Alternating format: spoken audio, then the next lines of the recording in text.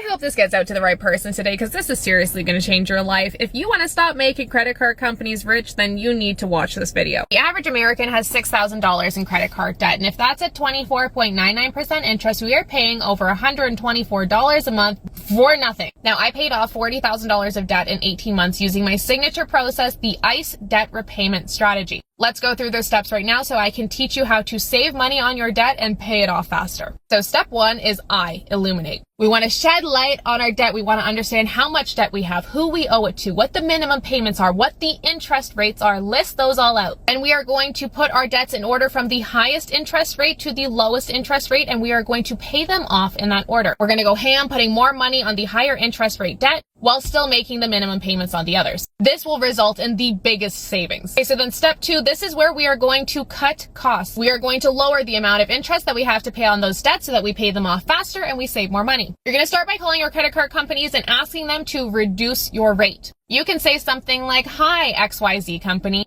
I have been a loyal customer for X number of years. I have an opportunity to go with another provider for a lower rate, but I'd hate for this to have to drive me away from your service. How can you help me with this?" That last line is the most important. How can you help me with this? Now, if you don't get a yes, the next step is going to be to start researching balance transfer cards. This is a special card that allows you to transfer debt from another lender. Usually they give you a promotional rate of 0% interest for like 6 to 18 months. Now, they're going to charge you a fee to move the debt, usually 3 to 5%. Really important that you do the math. You want to make sure that the amount of money that you are saving in interest is higher than the amount of money that you're going to pay for that balance transfer fee. You also want to make sure that you can pay off this debt before the promotional rate ends, or else that interest rate is just going to jump right back up to something like 24.99%. Now, step three, this is going to be earned. This is where we find more ways to put more money against our debt. Maybe that's picking up an extra shift. Maybe that's starting a side hustle. Maybe that's selling some of the clutter around your house that you don't really need, don't really care about, but is worth some money. Turn that clutter into cash. While you are doing this, you are going to delete your credit card information out of your phone. You're going to delete it off your computer. You're going to remove it from your mind. Okay, and you are going to put your credit card in a Ziploc bag. You're going to fill it with water, zip it up, put it in the freezer. You are literally putting your credit card on ice. This way, we are putting some time between you and self-sabotage. The last step, and probably the most important step, is to address the underlying reason why you were in debt in the first place.